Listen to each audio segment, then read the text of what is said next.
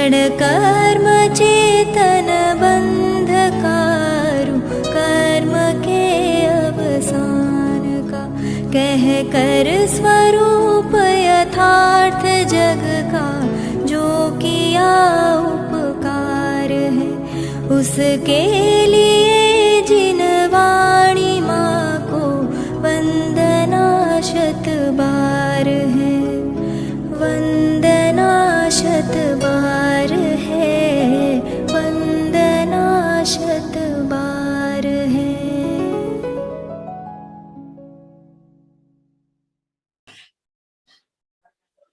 जय श्री ओम नमः सिद्धेभ्यः वंदितु सौव सिद्धे धुवमचलमणोवमं गदिं पत्ते वोच्छामि समय पाउड मिनमो सुद केवली भणिदम् नमः समय साराय स्वानुभूत्या चकासते चित् स्वभावाय भावाय सर्वभावान्तरच्छिदे अनंत धर्मणस्तत्त्वं पश्यन्ति प्रत्यगात्मनः अनेकान्तमयी मूर्तिर्नित्यमेव प्रकाशताम्। आचार्य कुंद कुंद देवीर्चित समयसार परमागम आचार्य अमृतचंद कृत आत्मख्याति टीका, इसके मूल से हम सार समय सार का ग्रहण करने का प्रयास कर रहे हैं। कर्ता कर्म अधिकार, कर्ता कर्म अधिकार में अब अपन कर्ता कर्म की अपेक्षा से ज्ञानी का लक्षण क्या, ज्ञानी को कैसे पहचाना जाए, और ज्ञानी के पहचान के रूप में, लक्षण के रूप में यह बात 75वीं गाथा में कही गई कि जो कर्म और नो कर्म के परिणाम को करता नहीं है मात्र जानता है, वो ज्ञानी है। अब इसी को पुनः थोड़ा विस्तार से स्पष्ट करने के लिए कर्म नो कर्म के परिणाम को करता नहीं है तो क्यों नहीं करता, कैसे नहीं करता, करने में क्या क्या करना होता है, तो उन सब की बात करते हुए आत्मा के लिए कर्म और नो कर्म के परिणाम परद्रव्य की पर्याय हैं,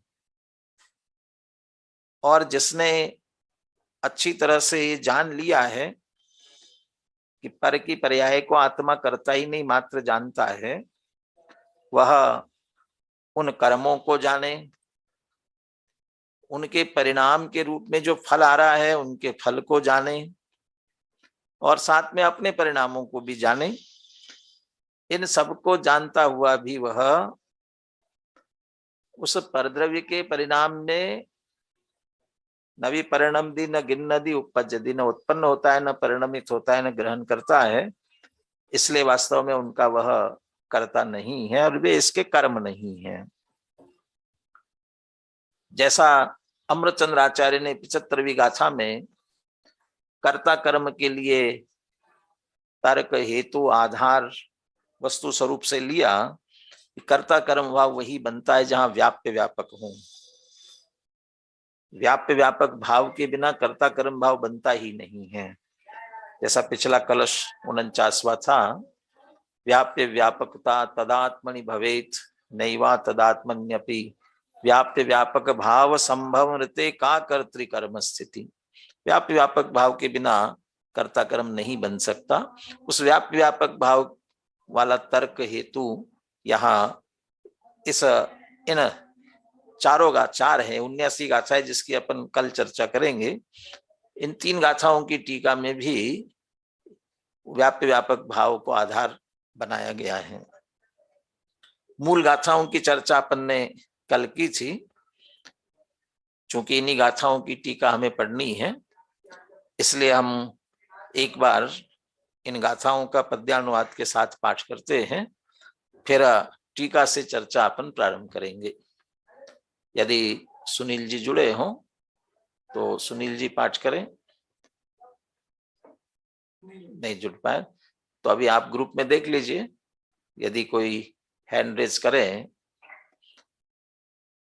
अपन गाथा पाठ के लिए अलग हैंड रेज करवा लीजिए और पद्यानुवाद के लिए अलग कर लीजिए ग्रुप में से। आप में से कोई गाथाओं का पाठ करना चाहें, प्राकृत गाथाओं का, और फिर पद्यानुवाद का भी पाठ करने के लिए अवसर दें। हैंड रेज करेंगे तो आपको अनम्यूट कर दिया जाएगा यहां से।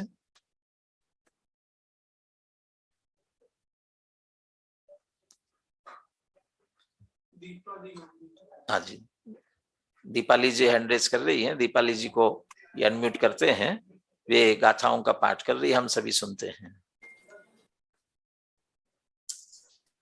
न विपरिणमदिन गिन्नदी उपज्जदिन परदव्वपज्जाये नाणी जानन्तो विभु पोग्गलकम्मम् अणेयविहम् न विपरिणमदिन गिन्नदी उपज्जदिन परदव्वपज्जाये नाणी जानन्तो विभु सगपरिणामम् अणेयविहम् न विपरिणमदिन गिन्नदी उपज्जदिन परदव्वपज्जाये नाणी जानन्तो विभु पोग्गलकम्मफलमनन्तम्। बहुत बहुत अच्छा पाठ किया आपने। अब पद्यानुवाद का पाठ जो करना चाहे वो भी हैंड रेज करें।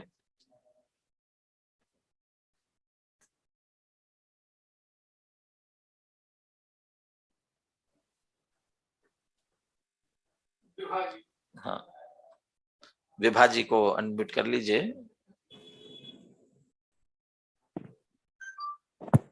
पर द्रव्य के पर्याय में उपजे ग्रहे ना परिणमे बहुभांति पुद्गल कर्म को ज्ञानी पुरुष जाना करे। पर द्रव्य के पर्याय में उपजे ग्रहे ना परिणमे बहुभांति निज परिणाम सब ज्ञानी पुरुष जाना करें। पर द्रव्य के पर्याय में उपजे ग्रहे ना परिणमे पुद्गल कर्म कानंत फल ज्ञानी पुरुष जाना करे। पर द्रव्य की बस अपन 78वीं गाथा तक ही ले रहे हैं, अभी 79 की कल अपन चर्चा करेंगे। बहुत अच्छा पाठ किया आपने। तीनों गाथाएं बिल्कुल एक सी हैं, सिर्फ अंतर इतना सा है तीनों गाथाओं में, ज्ञानी कौन सा लेना, कौन सा ज्ञानी। 76वीं गाथा में पुद्गल कर्म को जानने वाला ज्ञानी, 77वीं गाथा में निज परिणाम, अपने परिणामों को जानने वाला ज्ञानी, और 78वीं गाथा में कर्म का अनंत फल, कर्मों के अनंत फल को जानने वाला ज्ञानी। इतना सा अंतर है। कोई ज्ञानी पर द्रव्य की पर्याय में न उत्पन्न होता है, न ग्रहण करता है, न उस रूप से परिणमित होता है, इसलिए उनका कर्ता नहीं होता। और यहाँ ज्ञानी की बात तो चल रही है, ज्ञानी तो कर्ता मानता ही नहीं है, उसे तो अच्छी तरह से भान है, लेकिन जीव मात्र की बात, जीव भी पर द्रव्य की, पुद्गल की पर्यायों को न उत्पन्न करता है, न परिणमन करता है, न ग्रहण करता है, इसलिए वास्तव में वह भी करता नहीं है। अज्ञान दशा में भले ही वह मानता रहे, लेकिन वह करता नहीं है। टीका अपन प्रारंभ करने जा रहे हैं, लेकिन उससे पूर्व चूंकि 3 प्रकार के कार्यों की बात कल मैंने कहा भी था कि कर्ता के कर्म 3 प्रकार के, गाथा में जो 3 शब्दों का उल्लेख चारों गाथाओं में 79 गाथा में भी किया है कि नवी परिणमदी न गिन्नदी न उपज्जति। परिणमदी परिणमन परिणमना, गिन्नदि ग्रहण करना और उपज्जति उत्पन्न करना। यदि इस तरह से क्रिया परिणमने की होती है, ग्रहण करने की होती है और उत्पन्न करने की, तो क्या परिणाम, कौन सा कर्म होगा, उसके आधार से अमृतचंद्र आचार्य ने 3 शब्द दिए इसके लिए, प्राप्य, विकार और निर्वर्त्य। पंडित जयचंद जी छाबड़ा ने, ये पंडित जयचंद जी छाबड़ा का भी बहुत उपकार है। गुरुदेव श्री तो बहुत ही महिमा गाते थे पंडित जयचंद जी छाबड़ा की, कि ऐसे विद्वान जिनके सामने बाकी सारे विद्वान पानी भरते हैं, ऐसे जयचंद जी छाबड़ा की विद्वत्ता। तो उन्होंने जहां कठिनाई लगती है वहां भावार्थ में बराबर उसका विश्लेषण करते हैं। व्यापक भाव आया तो उसकी चर्चा की थी। अभी यहाँ वो 3 प्रकार के कर्म आए, तो इनकी उन्होंने तीनों को समझाया। प्राप्य, विकार, निर्वर्त्य कर्म क्या है, अभी आप ले लीजिए इनको, तो अपन उसकी चर्चा पहले करते हैं।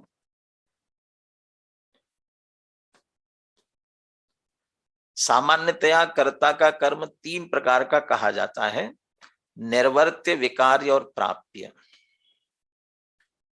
अभी जयचंद जी छाबड़ा क्रम ले रहे हैं निर्वर्त्य, विकार्य और प्राप्य, और अपन टीका पढ़ेंगे तो वहां तो आएगा क्रम प्राप्य, विकार्य और निर्वर्त्य। ऐसा अंतर क्यों है, इसकी चर्चा अपन इसको स्वरूप समझने की बात करते हैं। और इसे समझना इसलिए भी जरूरी है क्योंकि ये इन 3 शब्दों का प्रयोग 79 गाथा तक आते आते 8 बार किया गया है, 8 बार। तो इसलिए पुनः पुनः रिपीट होगा तो उसका भाव बराबर हमें ख्याल में होना चाहिए। तो निर्वर्त्य, विकार्य और प्राप्य। तो निर्वर्त्य कर्म किसे कहते हैं? सबसे पहला देखिए, कर्ता के द्वारा जो पहले न हो ऐसा नवीन कुछ उत्पन्न किया जाए, सो कर्ता का निर्वर्त्य कर्म है। पहले न हो, नया उत्पन्न किया जाए। नया उत्पन्न करने से तात्पर्य कोई द्रव्य नया उत्पन्न हुआ ऐसा नहीं, अवस्था की ही बात है। पर्याय ही नहीं हो सकती है, द्रव्य तो कोई नया होता नहीं है, लेकिन जो द्रव्य में ऐसा नहीं था और उसे उत्पन्न किया गया, तो वह कर्ता का निर्वर्त्य, निर्माण उत्पन्न किया, इसलिए निर्वर्त्य कर्म कहलाता है। दूसरा विकार्य, या विकार का अर्थ विभाव, उसे बिगाड़ देना, विकारी करना, इस अर्थ में नहीं है, विशेष कार्य के अर्थ में है। पदार्थ में विकार माने परिवर्तन करके जो कुछ किया जाए वह कर्ता का विकार्य कर्म है। उसमें कुछ विशेष प्रोसेस करते हुए उसे कुछ मॉडिफाई करे, उसमें कुछ चेंजेस करे, वो परिवर्तन करना, वह विकार्य कर्म कहलाएगा। और जो तीसरा है प्राप्य, वो क्या है? कर्ता जो नया उत्पन्न नहीं करता तथा विकार करके उसमें कुछ चेंज, परिवर्तन भी नहीं करता, मात्र जैसे प्राप्त करता है, वह कर्ता का प्राप्य कर्म है। इसके एक छोटे से उदाहरण के माध्यम से अपन समझते हैं। हम सभी कपड़े पहनते हैं, हम कपड़े पहनते हैं तो क्या करते हैं? मार्केट में जाते हैं और कपड़ा खरीद कर ले तैयार, बने रेडीमेड का जमाना है तो रेडीमेड, और यदि सिलवाना भी है तो जो कपड़ा है वो कपड़ा लेकर के आते हैं। तो हम लेकर के आए, तो जो लेकर आए तो क्या किया हमने? प्राप्त किया। हमने जो कपड़े को प्राप्त किया तो कपड़ा हमारा कर्म हुआ, हम कपड़ा लेकर आए, हम उसके कर्ता, तो वो कपड़ा हमारा प्राप्य कर्म है। तो कपड़ा बना कैसे, किससे बना हुआ है? तो रुई से बना कपड़ा। यदि रुई से कपड़ा बना हुआ है तो रुई कहां से आई? उदाहरण के रूप में लेना, यहाँ उदाहरण को उदाहरण की दृष्टि से देखना। रुई पहले नहीं थी, किसान ने कपास का बीज बोया और वो कपास रुई खेत में पैदा की। चूंकि पहले नहीं थी और उसने नई उत्पन्न की है, इसलिए यहाँ रुई कपास वो किसान का उदाहरण ही देखना है। अभी वो बात व्याप व्यापक और वो बातें नहीं लगाना, सिर्फ समझने की दृष्टि से। चूंकि नया किया, कपास रुई थी नहीं, किसान ने की, इसलिए उसका ये निर्वर्त्य कर्म कहलाएगा। फिर कपास तो हम पहनते नहीं, हम तो कपड़ा पहनते हैं। तो क्या किया,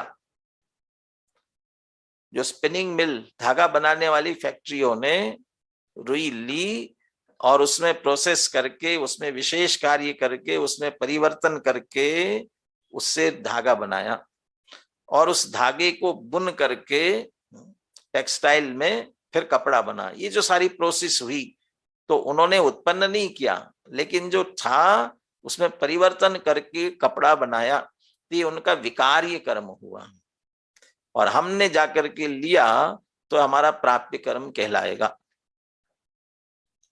वैसे तो बाजार के बिस्किट और ये तो खाने ही नहीं चाहिए, लेकिन इस बिस्किट पर भी आप इसी तरह से घटित कर सकते हैं। हम बिस्किट सिर्फ लेकर के आते हैं तो हमारे लिए तो प्राप्य कर्म है, लेकिन बने किससे? जिस आटे से बने वो आटा गेहूं, तो किसान ने गेहूं पैदा किया, उसका निर्वर्त्य। फिर बिस्कुट बनाने वाले कंपनियों ने गेहूं लेकर के और उसमें परिवर्तन करके, विशेष कार्य करके, प्रोसेस करके उससे बिस्कुट बनाए और हम उससे बाजार से सिर्फ लेकर के प्राप्त किया। तो ये इस तरह से निर्वर्त्य, निर्माण करना, विकार्य, उसमें परिवर्तन करना और प्राप्त करना, तो इस तरह से कार्य। अब ये तो दृष्टांत के रूप में हुआ और अपन ने इसे प्रोसेस में अलग अलग पर्याय पर घटित किया है, लेकिन वास्तव में तो जो बात असली है उसमें एक ही पर्याय, एक ही अवस्था, वही निर्वर्त्य है, वही विकार्य और वही प्राप्य है। उत्पन्न हुई इसलिए निर्वर्त्य, वह पहले थी नहीं, निर्वर्त्य हुई, और चूंकि नई हुई है, कुछ उसमें चेंज ही हुआ है, इसलिए वह परिणमन उस रूप से हुआ और उसे उसी द्रव्य ने प्राप्त किया, इसलिए उसी द्रव्य में ये बात घटित होती है, दूसरे द्रव्य के साथ ये संबंध नहीं बैठता। लेकिन जब तीन शब्द है तो तीनों का भाव समझने की दृष्टि से अलग अलग जयचंद जी छाबड़ा ने इस तरह से इनका विश्लेषण किया है। तो ये तो जड़ पुद्गल में ऐसे घटित किया गया, तो जीव में थोड़ी ऐसा घटित होता होगा कि ना, जीव में भी इस तरह से घटित होता है। समझ लीजिए अभी हमें सम्यक दर्शन नहीं है और किसी ने पंचलब्धि पूर्वक पुरुषार्थ करके सम्यक दर्शन प्रकट कर लिया, तो सम्यक दर्शन नहीं था, वह नया सम्यक दर्शन प्रकट कर लिया, तो हम कह सकते हैं ये उस समय उस जीव का वह निर्वर्त्य कर्म है। अभी नहीं था सम्यक, तो नया सम्यक उत्पन्न किया, इसलिए वह निर्वर्त्य कर्म है। यह भी आप जानते ही हैं कि सबसे पहले अनादि मिथ्या दृष्टि को औपशमिक सम्यक्त्व ही होता है और औपशमिक सम्यक्त्व का काल अंतर्मूर्त ही है, चारित्र का भी अंतर्मूर्त है। अब अंतर्मूर्त के बाद में क्या स्थिति बनेगी? अंतर्मूर्त के बाद में अब जो दर्शन मोहिनी के मिथ्यात्व के जो तीन टुकड़े हुए थे, उसमें से मिथ्यात्व का उदय आएगा तो वापस मिथ्या दृष्टि भी हो सकता है। यदि मिश्र का उदय आया तो मिश्र गुण स्थान में चला जाए, और यदि मात्र सम्यक प्रकृति का उदय रहा तो वह क्षयोपशमिक सम्यक व वेदक सम्यक तो हो जाता है। अब उस जीव ने औपशमिक सम्यक्त्व में परिवर्तन करके, विशेष कार्य करके उसे वेदक सम्यक्त्व या क्षयोपशमिक सम्यक्त्व के रूप में परिवर्तित किया। ये परिवर्तन हुआ तो हम इसे कह सकते विकार्य। फिर क्षोपशम होने के बाद में अब क्षोपशम सम्यक्त्व लगातार बना रहा, ना उसमें कुछ चेंज हुआ, ना कुछ परिवर्तन नया किया, बस चलता रहा। वैसे तो उस क्षोपशम सम्यक्त्व का काल लगातार 66 सागर तक कहा जा सकता है। तो ये इतना लंबा काल तक कुछ नहीं किया, वैसे के वैसे उस जीव ने उसे प्राप्त किया, तो वहां हम उसे प्राप्य कर्म कह सकते हैं। अब सम्यक दृष्टि चौथे गुण स्थान में, प्राप्त कर लिया उस समय हुआ, अब सम्यक भी सम्यक बना हुआ है, अब कुछ नहीं हुआ। फिर पुरुषार्थ करके दो कषाय चौकड़ी का अभाव करते हुए पंचम गुण स्थान में आया, देशव्रती हुआ, देश संयमी हुआ, अभी नया हुआ। तो नया होने के कारण से इसे हम कहेंगे निर्वर्त्य। अब इसमें भी विशेष करते करते समझ लीजिए आगे यदि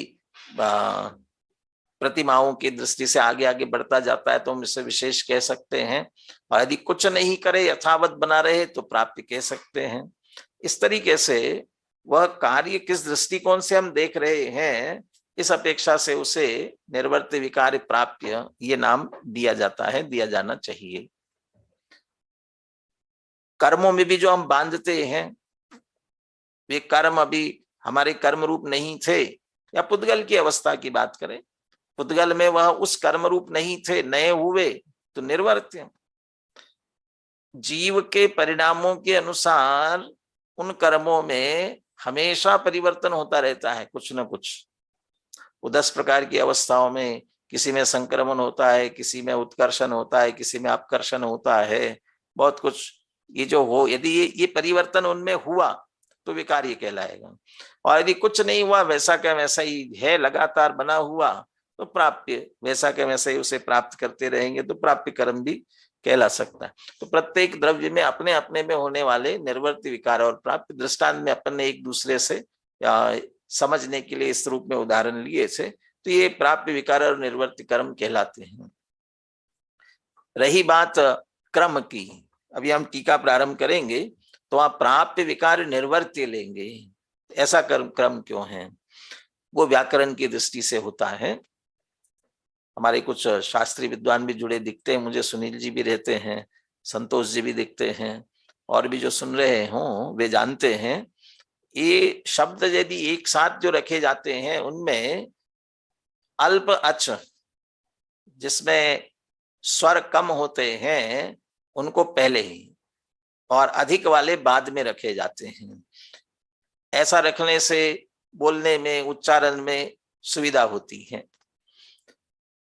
गेय गायक, गेय गायक में हम कहे कि भाई गेय गायक में विशेष कौन है, गायक विशेष है, उसको पहले रखना चाहिए। गेय सामान्य है, गेय तो जानने में आते हैं उनको बाद में, लेकिन गेय गायक ही मुख्य रूप से हम कहते हैं। चूंकि गेय में स्वर कम है, गायक में अधिक है, तो वो बाद में, ऐसा ही हर एक में। तो ये इस दृष्टि से अमरचंद्र आचार्य ने व्याकरण की दृष्टि से वो क्रम रखा। फिर जयचंद जी छाबड़ा भी उसी क्रम से समझाते, कहते नहीं, विशेष कार्य करना या प्राप्त करना तो तब होता है जब उत्पन्न हो, इसलिए उत्पन्न होने वाली बात को पहले लिया, इसलिए निर्वर्त्य पहले, और जो उत्पन्न किया फिर उसमें कुछ प्रोसेस किया जाएगा, इसलिए विकारी, और ये विशेष करने के बाद जो बना उसे प्राप्त किया जाएगा, इसलिए प्राप्ति। ये क्रम उन्होंने समझाने की दृष्टि से रखा है। अब उस दृष्टि से आप विचार करना, आप ये निर्वर्त्य विकार और प्राप्ति का ये स्वरूप है। दुनिया में जितने काम होते हैं, कर्म होते हैं, कर्ता कर्तृत्व किया, आप विचार करना, इन तीन में कहीं ना कहीं आ ही जाएंगे। जानने में कहोगे आप, जानने में क्या होगा?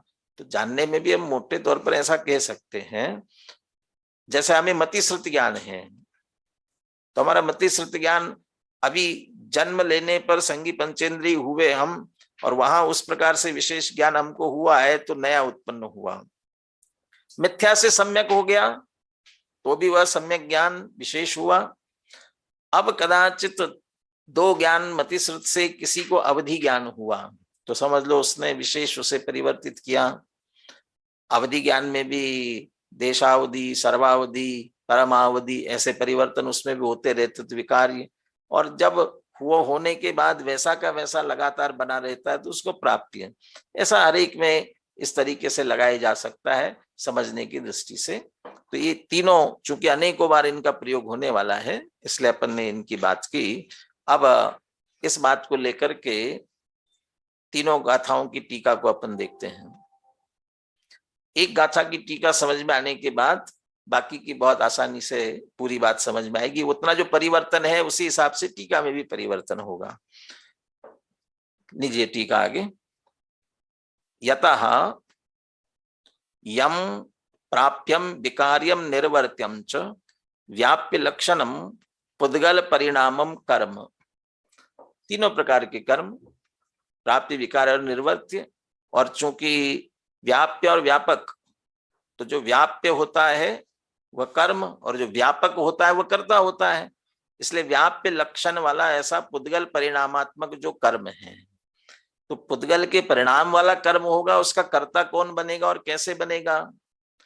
पुद्गल द्रव्येन स्वयं अंतर्व्यापकेन भूत्वा, पुद्गल द्रव्य के द्वारा ही स्वयं उसमें अंतर्व्यापक होकर के उन पुद्गल के परिणामों में तीनों प्रकार के प्राप्ति, विकार, निर्वर्त्य तीनों प्रकार के हो, तो उसमें स्वयं ही अंतर्व्यापकेन भूत्वा, अंतर्व्यापक होकर के। कैसा अंतर्व्यापता है उसमें? आदि मध्य अंतेषु व्याप्य, पूरी तरह से व्यापेगा आदि मध्य और अंत में, और आदि मध्य अंत में व्याप्य व्याप्त होकर के तम गृह्णता तथा परिणमता तथा उत्पद्यमानेन च क्रियमाणम, पुद्गल द्रव्य के द्वारा ही किया जाता हुआ आदि मध्य अंत में व्याप्त होकर के तीन कार्य पकड़ रहे हैं। गृह्णता, ग्रहण करते हुए, परिणमता, परिणमित करते हुए, उत्पद्यमानेन च, उत्पन्न होते हुए, इस तरह से पुद्गल द्रव्य के द्वारा किया जाता हुआ वो पुद्गल परिणामात्मक कर्म। ये गृह्णता, परिणमता और उत्पद्य में पहले उत्पन्न होगा ना, बाद में परिणमन, बाद में ग्रहण, तो पूरे ही पहले ग्रहण में ले लिया। तो ये क्रम भी चूंकि वो प्रारंभ में प्राप्य, विकार, निर्वर्त्य क्रम लिया ना, इसलिए प्राप्य रूप कर्म होगा तो उसे ग्रहण करते हुए, विकारी रूप है तो परिणमते हुए उस रूप से, और यदि निर्वर्त्य है तब उत्पन्न होते हुए।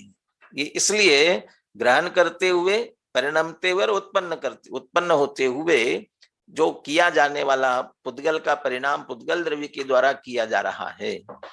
ऐसा जो पुद्गल परिणामात्मक कर्म जो पुद्गल द्रव्य के द्वारा किया गया, जानन अपि ही ज्ञानी, ऐसे उस पुद्गल परिणाम को जानता हुआ ज्ञानी, माने जिनमें उत्पन्न जिन पर्यायों में करना नहीं है उनको स्पष्ट किया। कौन ने किया है? किसने? ये पुद्गल द्रव्य ने, और पुद्गल के ही परिणाम है पुद्गल द्रव्य कर्ता और उसके वे कर्म। ऐसे उन पुद्गल परिणामों को जानता हुआ ज्ञानी, क्योंकि पहली गाथा पोगल कम्मम अनेय विहम वाली है ना, इसलिए वह पुद्गल परिणामात्मक कर्म उसे जानता हुआ वह ज्ञानी। अब कर्ता नहीं है इसे कहते हैं स्वयं अंतर्व्यापको भूत्वा बहिस्थस्य परद्रव्यस्य परिणामम मृत्तिका कलशम एव आदि मध्य अंतेषु व्याप्य न तम गृह्णाति न तथा परिणमति न तथा उत्पद्यते च। वो जो जानने वाला ज्ञानी जीव आत्मा है, वह वो पुद्गलात्मक जो कर्म है, पुद्गल परिणाम रूप से पुद्गल कर्म, उनको स्वयं अंतर्व्यापक होकर के, उनमें अंतर्व्यापक होकर के, और तीनों कार्य आगे पकड़ेंगे, न ग्रहण करता है, न परिणमन करता है, न उत्पन्न होता है। कैसा? अच्छा, वे कैसे हैं? इसके लिए कि बहिस्थस्य परद्रव्यस्य परिणामम, बाह्य में स्थित परद्रव्य के परिणाम है। अब यहाँ थोड़ा बाह्य में स्थित शब्द जो है इसे भावात्मक लेना, क्षेत्रात्मक नहीं लेना। कैसे भावात्मक, क्षेत्रात्मक का मतलब क्या? जिन कर्मों की बात कर रहे हैं वे तो आकाश में सर्वत्र, लोकाकाश में सर्वत्र कारमान वर्गणा ठास भरी है, उसके कर्तापने की बात थोड़ी है। प्रारंभ की गाथाओं में कहा कोहादिशो वट्टन तस् तस् कम्मस संचो होदी, जब हमने क्रोधादि में एकत ममत बुद्धि पूर्वक प्रवर्तन किया, कर्ता कर्म की विपरीतता की, तब उन कर्मों का संचय हुआ है। अब वो जो कर्म हमारे संचित हुए हैं उन्हीं कर्मों की बात है, और वे कर्म हमारे साथ में एक क्षेत्रावगा संबंध को प्राप्त हुए हैं। तो एक क्षेत्रावगा संबंध रूप से यही है, बाहर में नहीं है। तो फिर बहिस्तस्य परद्रव्य से परिणामम, बाह्य में स्थित परद्रव्य के परिणाम ऐसा क्यों कह रहे हैं? शरीर रूपी भी नो कर्म भी हो, नो कर्म भी तो पुद्गल परिणाम रूप कर्म है, वह भी बाहर का है, वो तो आत्मा के साथ एक क्षत्रावगा वाला ही है। तो बाह्य से क्या मतलब? वह चैतन्य रूप अमूर्तिक आत्मा की दृष्टि से वह अन्य ही है, वह अन्य की अपेक्षा, भाव की अपेक्षा बाहर में स्थित है। टोडरमल जी जैसा कहते हैं ना, जीव अनादि काल से कर्मों से बंधा है, एक क्षेत्रावगा हो रहे हैं, लेकिन कर्म का एक परमाणु चेतन नहीं हुआ और चैतन्य आत्मा का एक प्रदेश भी जड़ नहीं हुआ। ये जो अंतर रहा, इसकी दृष्टि से बाह्य में स्थित कह रहे हैं ऐसे परद्रव्य। तो बाह्य में स्थित परद्रव्य के परिणामों में अंतर व्यापक हो करके न तो ग्रहण करेगा, न परिणमन करेगा, न उत्पन्न करेगा। दृष्टांत देते हैं, मृत्तिका कलशम इव आदि मध्यांतेषु व्याप्य। मृत्तिका कलशम, मिट्टी घड़ा बनती है, घट रूप से परिणमती है, तो जब वह मिट्टी घड़े रूप से परिणमती है तब घड़े में आदि मध्य अंत में व्याप्त होकर के उसे ग्रहण करती है, परिणमती, उत्पन्न होती है। मैंने जीव के लिए आदि मध्यांत की बात कही, ऊपर भी कही थी, पुद्गल द्रव्य की बात आदि मध्यांत में, वहां थोड़ा गौण किया था। आदि मध्यांत, ये तीन शब्दों का जो प्रयोग कर रहे हैं, इनका भाव भी समझे। आदि मध्य अंत में व्याप्त होकर के, ये आदि मध्य अंत में व्यापना, इसे भी क्षेत्र और कालवाची दोनों दृष्टि से देखना है।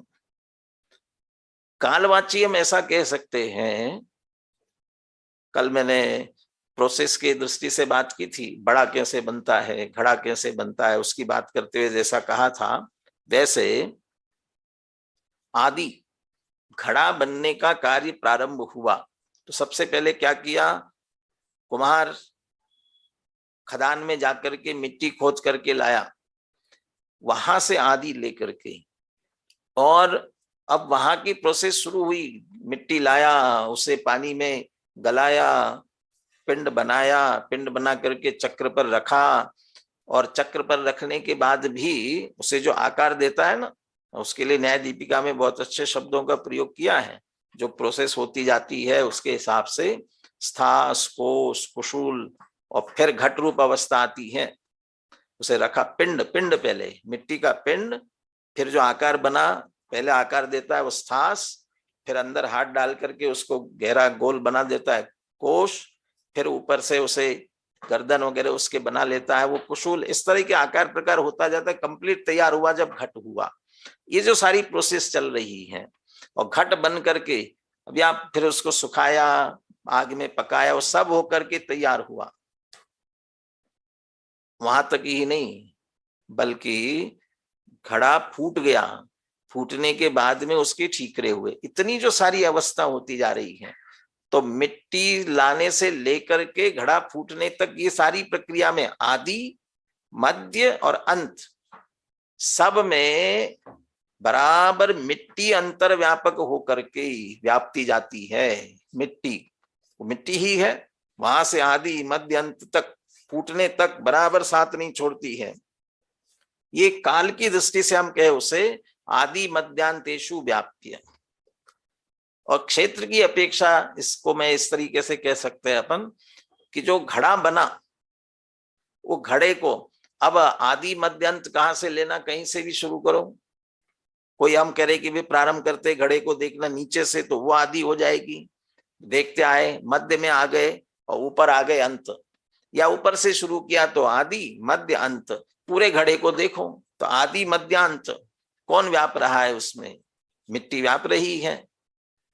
तो कलश, मृत्तिका कलशमिव, मिट्टी जिस तरह से कलश के आदि से अंत तक व्याप्त होती है, एक तो बनने की प्रोसेस में आदि से अंत तक, और बनने के बाद उसके पूरे में आदि मध्यांत में सर्वांग में व्याप्त होती है। ऐसा आदि मध्यांतेषु व्याप्य, जिसका जो कार्य होगा उसमें आदि मध्यांत में पूरी तरह से व्याप्त होगा। कोई हमने 4 तोले का आभूषण बनवाया, तो हमारा जो 4 तोले का सोना है वो उस आभूषण में आदि मध्यांत में पूरे में व्याप्त होता है, प्रोसेस में भी आदि मध्यांत में व्याप्त होता है। आदि मध्यांतेषु व्याप्य, यहां तो कह रहे मिट्टी इस तरह से घड़े में आदि मध्यांत में व्याप्त होती है, लेकिन वो ज्ञानी वो बाह्य में स्थित ऐसे परद्रव्य का परिणामात्मक जो पुद्गल परिणाम है उसमें इस तरह से आदि मध्यांत में व्याप्त होकर के न तो उसे ग्रहण करता है, न परिणमता है, न उत्पन्न होता है। और जब ऐसा कर ही नहीं सकता है, करता ही नहीं है, ततः प्राप्यम विकार्यम निर्वर्त्यम च व्याप्य लक्षणम परद्रव्य परिणामम कर्म अकुर्वाणस्य। इसलिए वो तीन प्रकार के कार्य हो गए, प्राप्य विकार निर्वर्त्य, ऐसे जो व्याप्य लक्षण वाले परद्रव्य के परिणाम, ऐसे जो पुद्गल परिणाम के जो कर्म है उन्हें अकुर्वाणस्य, उन्हें उस पुद्गल परिणामात्मक कर्म को नहीं करने वाले, ऐसे अकुर्वाणस्य नहीं करने वाला, परंतु पुद्गल कर्म जानता, करता नहीं है लेकिन उन पुद्गल कर्म को जानता हुआ भी ज्ञानी, जो उन्हें जान तो रहा है, ऐसे ज्ञानी, ज्ञानी न ज्ञानी का पुद्गलेन सह न कर्तृकर्म भावः, पुद्गल के साथ कर्ता कर्म भाव नहीं है। पुद्गल के वो कार्य तीन प्रकार से पकड़ लिए, इसलिए वो तीन प्रकार के कर्म हुए। वो पुद्गल का वो जो कर्म रूप कार्य हो रहा है, या जो जो भी अवस्था पुद्गल की हो रही है, उसे ज्ञानी आत्मा जीव ने न तो उत्पन्न किया, न कुछ परिणमन किया परिवर्तन, और न उसे ग्रहण किया है।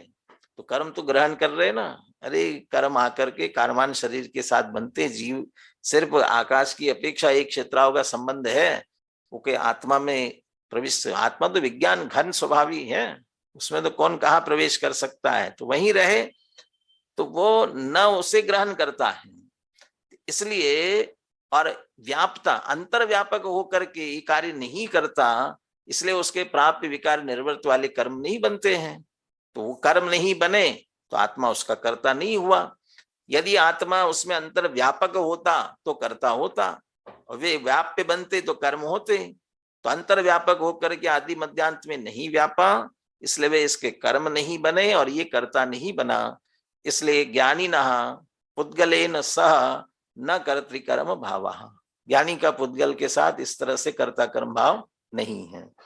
बस अब दो गाथाओं की टीका पढ़ना ही है अपने को, क्योंकि सिर्फ परिवर्तन कहाँ आएगा। अगली गाथा 77वीं में अपने परिणामों की बात आने वाली है, इसलिए वो अपने परिणाम की बात, और अपने परिणाम को जानता हुआ वह ज्ञानी पुद्गल के परिणामों का कर्ता नहीं बनता इसी तरीके से। और अंत में पुद्गल कर्म के फल को जानने वाले ज्ञानी की बात आएगी, बस इतना अंतर आएगा। देखिए अब 77वीं गाथा की टीका की तरफ आगे बढ़ते हैं। जिनकी चर्चा हुई उनकी चर्चा को रिपीट करने की आवश्यकता नहीं रहेगी, जिनकी चर्चा नहीं हुई है उन पर ही अपन बात करेंगे। यतः, अब यतः और ततः भी देख लीजिए, चूंकि ये स्थिति बनती है इसलिए कर्ता नहीं बनता। यतः और ततः आता है इसमें से संस्कृत में।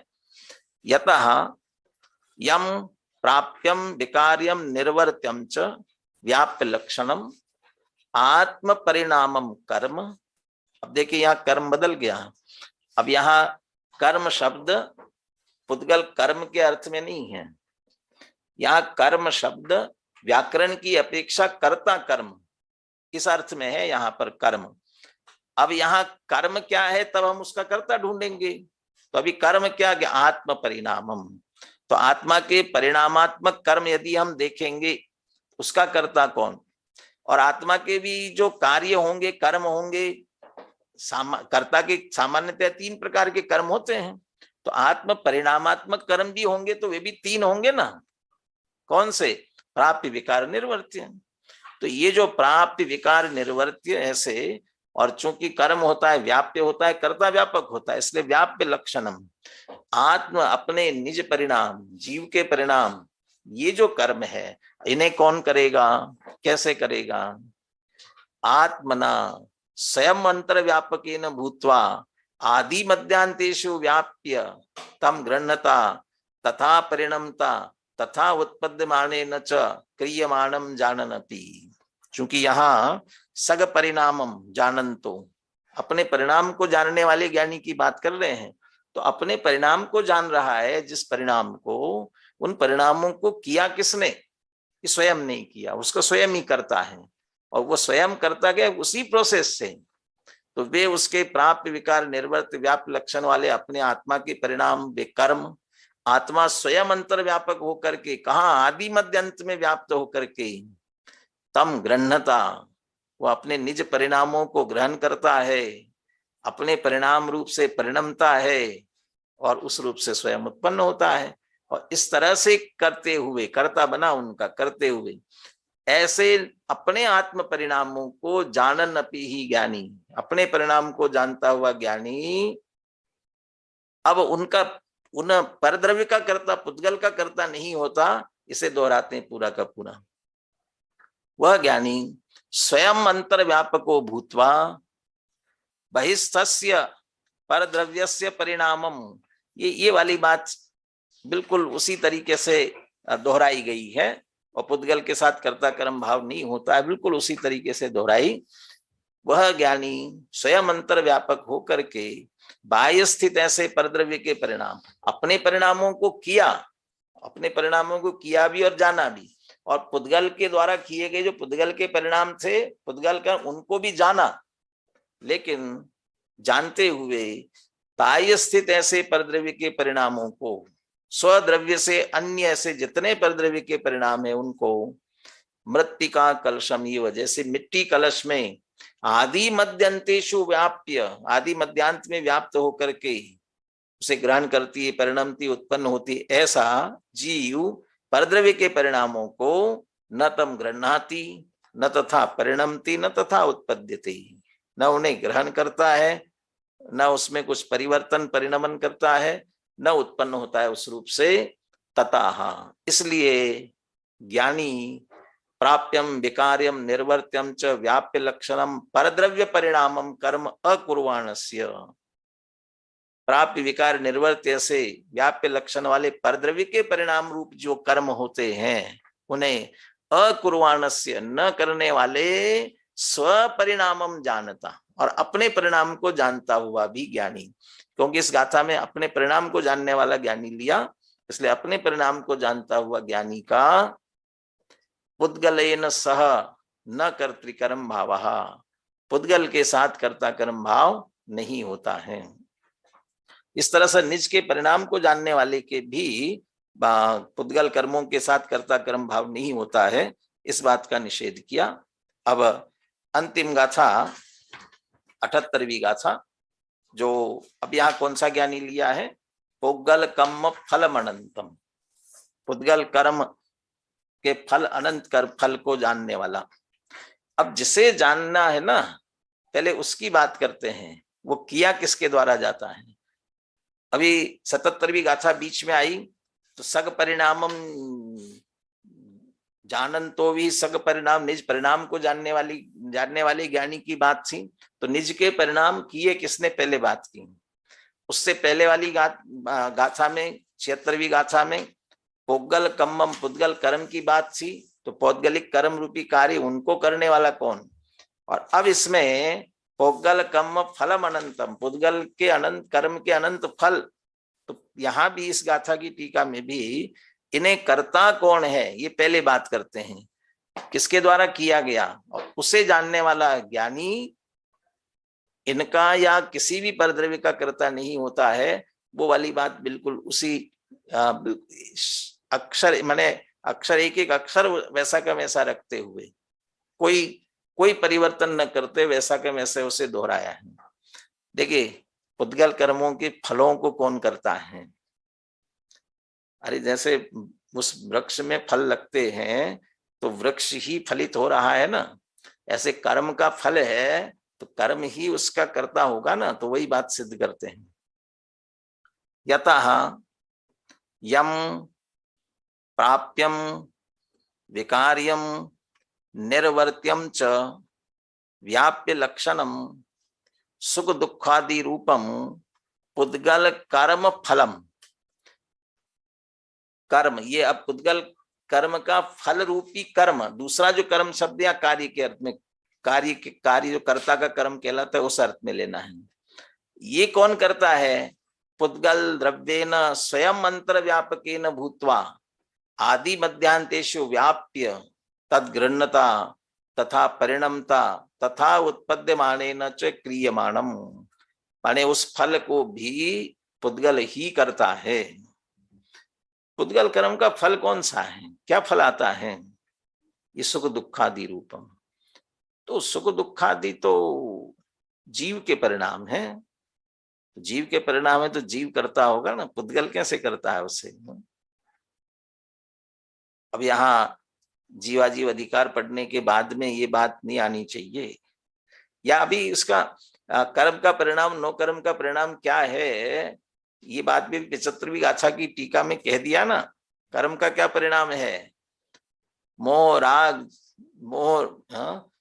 राग द्वेष सुख दुखादि रूपेण अंतः उत्प्लवमानम कर्मणः परिणामम। और वह स्पर्श रस गंध वर्ण सूक्ष्मता स्थूलता आदि बहिरुत्प्लवमानम नो कर्मणः परिणामम। तो वहां कह देते कर्म का परिणाम है, और साथ में भी घटित किया वो कर्म का परिणाम है, तो उसके साथ व्याप्य व्यापक भाव पुद्गल का ही है, तो वही घटित कर दिया था। भले ही जीव में उत्पन्न होता है, लेकिन वह पुद्गल कर्म के उदय से हो रहा है, इसलिए उसे पौद्गलिक ही कहा है। वर्णादि से लेकर गुणस्थान पर्यंत के सब भावों को, तो उसमें सुख दुखादि आ गए सभी, वर्णादि रागादि, तो रागादि में सुख दुखादि भी शामिल हो गए। इसलिए ये पुद्गल कर्म का फल है, तो पुद्गल के ही द्वारा पुद्गल द्रव्येन स्वयं अंतर व्यापकेन भूत्वा आदि मध्यांतेषु व्याप्य तद्गृह्णता तथा परिणमता तथा उत्पद्यमानेन च क्रियमाणम। इस पर जो गुरुदेव के प्रवचन आप सुनेंगे, तो यहाँ दूसरी बात भी गुरुदेव साथ में कह देते हैं। सुख दुख मोह राग द्वेष आदि परिणाम विकारी भाव राग किसने किया?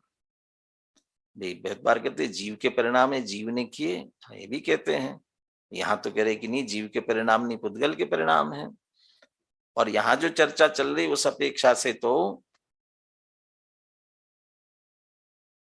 स्वभाव मात्रम किल वस्तु स्वस्य भवनम तो स्वभावः ज्ञानस्य भवनम तो आत्मा।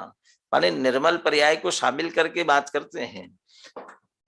द्रव्य अपने निर्मल परिणामों में व्याप्ता है, जीव अपने निर्मल परिणामों में तो व्याप्ता है, तो निर्मल परिणामों में अंतर व्यापक होकर के उत्पन्न भी होता है, ग्रहण भी करता है, परिणमता भी है।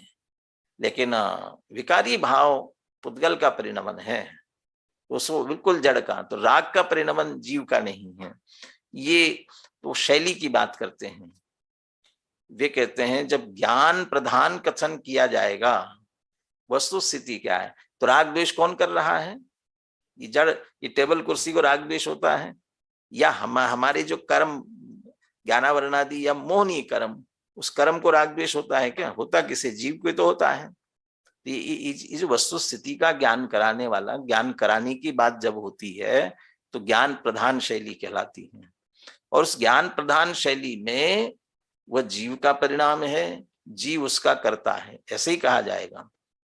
प्रवचन सार में तो शुद्ध नय से कहा राग का करता, शुद्ध नय से, तो शुद्ध नय से राग का करता कहने का अर्थ क्या? वहां पर जब जीव के राग रूप परिणमन की बात करेंगे, तो जीव स्वयं अपनी योग्यता से राग रूप परिणमता है, कर्म के उदय के कारण से नहीं परिणमता, या दूसरे उपद्रवी का लक्ष्य करने से नहीं हुआ है, उसकी अपनी भूल अपने स्वयं से हुई है, पर का कुछ लेना देना नहीं है उसमें। तो दूसरे द्रव्य का कुछ नहीं लेकर के उस द्रव्य के ही परिणमन को उसी द्रव्य का कर्ता के रूप में कहा। इस दृष्टि से शुद्ध का, दूसरे का मिलावट उसमें नहीं की है, इस अपेक्षा से शुद्ध नहीं की बात वहां की गई है। तो ये ज्ञान प्रधान शैली कहलाती है। और जहां दूसरी शैली होती दृष्टि प्रधान, और दृष्टि प्रधान का अर्थ है जहां हमें द्रव्य की दृष्टि करानी है, स्वभाव और विभाव के बीच में भेद विज्ञान कराना है, स्वभाव का लक्ष्य कराना है, वहां विकारी भाव विभाव को जड़ का पुद्गल का ही कहा जाएगा। तो दृष्टि प्रधान शैली की अपेक्षा से सुख दुखादि परिणाम पुद्गल कर्म के फल इसलिए पौद्गलिक ही कहे जाएंगे, वे पुद्गल के ही परिणाम कहे जाते हैं। तो ये पुद्गल के द्वारा किए गए ऐसे जो पौद्गलिक कर्म रूपी फल है, सुख दुखादि रूपम पुद्गल कर्म फलम, और ये कर्म के रूप में पुद्गल द्रव्य के द्वारा स्वयं अंतर व्यापक होकर के आदि मध्य में व्याप्त, उसे ग्रहण करते हुए परिणमते और उत्पद्यमान करते हुए जानन अपि ही ज्ञानी, उसको जानता हुआ भी ज्ञानी, स्वयं अंतर व्यापको भूत्वा बहिस्तस्य परद्रव्यस्य परिणामम मृत्तिका कलशमिव आदि मध्यांतेषु व्याप्य न तम गृह्णाति न तथा परिणमति न तथा उत्पद्यते च। देखो आचार्यों की करुणा, कुंद आचार्य ने भी एक सी गाथा, न विपरिणमति न उपज्यति न विपरिणमति न गिन्नति न उपज्यति, ये इनको 4 बार रिपीट किया एज इट इज, रिपीट किया अकेला। हम तो कहते बोलने में कहते हाँ वैसा के वैसा समझ लेना, कदाचित लिखना हो तो एक बार लिख करके नीचे डू करते जाएंगे, इतना आलस करते हैं। लेकिन आचार्यों को ताड़ पत्र पर छेद करते हुए लिखना पड़ता है, तब भी रिपीट कर करके लिख रहे हैं हमसे, हमें ज्ञान कराने के लिए। भैया परद्रव्य के परिणाम में न उत्पन्न हो सकते हो, ग्रहण कर सकते हो, न परिणमन कर सकते हो, इसलिए उन परद्रव्य के कर्ता कभी बन ही नहीं सकते हो। तो उसके कर्तृत्व का अहंकार हमारा छुड़ाने के लिए ऐसे दोहरा रहे हैं अमृतचंद्र आचार्य। करे कुंद आचार्य ने इतना लिखा तो अपन क्यों उसे एक बार में निपटा दे, इसी तरह समझ लेना, ऐसा नहीं। वो उसे हर एक में एक सी बात, चारों गाथाओं में बिल्कुल एक सी वैसे की वैसे पुनः दोहरा रहे हैं, उसमें बिल्कुल आलस नहीं करते हैं। ज्ञानी स्वयं अंतर व्यापक भूत्वा बहिस्तस्य परद्रव्यस्य परिणामम मृत्तिका कलशम इव, मिट्टी जैसे घड़े को आदि मध्य अंतेषु व्याप्य, आदि मध्य अंत में, ये यहाँ उदाहरण को भी समझ लेना आप। मिट्टी घड़े में आदि मध्य अंत में व्याप्त होकर के व्यापक होती है मिट्टी, तो इसलिए वो कर्ता होती है। ये यहाँ अन्वय दृष्टांत कहलाए, व्यतिरिक दृष्टांत कहलाएगा। अन्वय व्यतिरिक माने वह अस्थि वाला दृष्टांत है कि नास्ति वाला दृष्टांत है, व्यतिरिक दृष्टांत है। कहते व्यतिरिक होगा, मिट्टी तो घड़े में इस तरह से होती है, परंतु बात ये करना है कि एक द्रव्य दूसरे द्रव्य का करता नहीं, इसके लिए कहना चाहते हैं, इसलिए उसको व्यतिरेक के रूप में हम कह सकते हैं। मृत्तिका कलशम इव आदि मध्यांतेषु व्याप्य, जैसे मिट्टी घड़े में आदि मध्यांत में व्याप्त होकर के उसकी कर्ता बनती है, ऐसा आत्मा बाह्य परद्रव्यों का न तम गृह्णाति न तथा परिणमति न तथा उत्पद्यते च, न ग्रहण करता है, न परिणमता है, न उत्पन्न करता है। ततः प्राप्यम विकार्यम निर्वर्त्यम च व्याप्य लक्षणम परद्रव्य परिणामम कर्म अकुर्वाणस्य, इसलिए प्राप्य विकार निर्वर्त्य ऐसे व्याप्य लक्षण वाला परद्रव्य के परिणाम रूप जितने भी कार्य कर्म है उन्हें कर्म रूप से न करता हुआ अकुर्वाणस्य, जब उन्हें कर्म नहीं बनाया तो कर्ता कैसे होगा। और यहाँ ज्ञानी जीव कौन सा ले रहे हैं, सुख दुखादि रूपम पुद्गल कर्म फलम जानता भी, सुख दुखादि रूप पुद्गल कर्म फल को जानता हुआ भी ऐसे ज्ञानी न ज्ञानी का पुद्गल न स न कर्तृकर्म भाव, पुद्गल के साथ कर्ता कर्म भाव नहीं है। एक ही बात को कितनी बार दोहराते हैं, और इतनी बार दोहराने के बाद भी हमारी जो अनादि मान्यता पड़ी है, देह का कर्ता जड़ का कर्ता, ये कर्तृत्व का भाव हमारा अंदर से नहीं छूटता। इसके लिए इतने तर्क से युक्ति से इतनी बार कह करके जीव का पुद्गले न स न कर्तृकर्म भाव, जीव का पुद्गल के साथ बिल्कुल कर्ता कर्म भाव नहीं है, जानता है। एक गुरुदेव के अनुशीलन में एक प्रश्न ये भी उठाया, ये यहाँ जो पर का कर्ता नहीं बनता है, ये कौन से जीव की बात ले रहे हैं, अपने परिणाम को जानने वाला कि पुद्गल के कर्म को जानने वाला? कौन सा जीव, कौन सा ज्ञानी लेना है? तो दोनों ले लिए ना। क्यों लिए? ये स्वपर प्रकाशक है, और स्वपर प्रकाशक स्वभाव होने से अपने परिणामों को भी जानेगा, पर के परिणामों को भी जानेगा। उसमें जानना स्वभाव होने से जानेगा, परंतु करने का स्वभाव नहीं है। हाँ, करने में, जानने में अपने परिणामों को भी जानेगा और पर के परिणामों को जानेगा। करने में अपने ज्ञान प्रदान शैली में अपने परिणामों को भी करेगा, दृष्टि प्रदान शैली में अपने निर्मल परिणामों को ही करेगा, बाकी का करता नहीं है वह।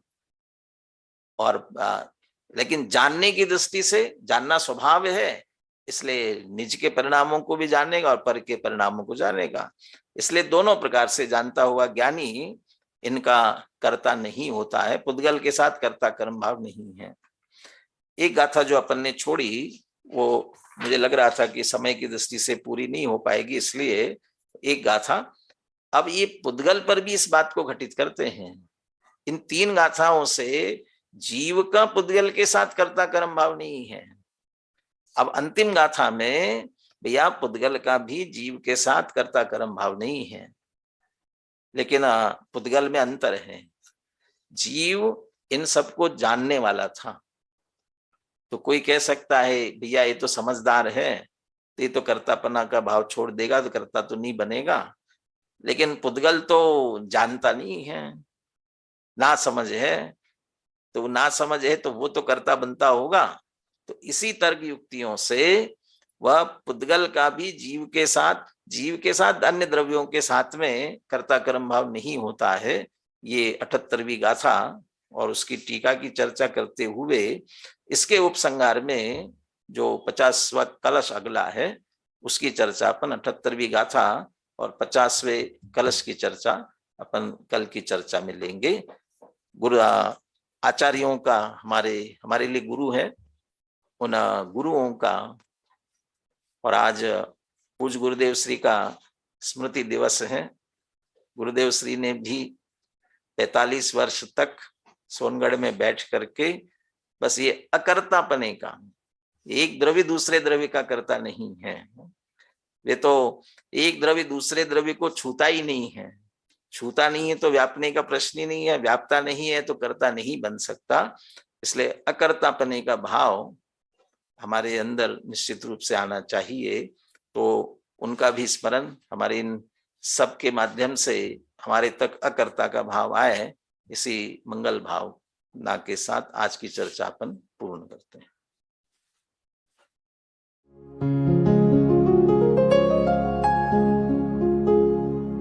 निज निधि निज में बताए यह अनंत उपकार है, उसके लिए जिन वाणी माँ को वंदना शत बार है, वंदना शत बार है, वंदना शत बार है।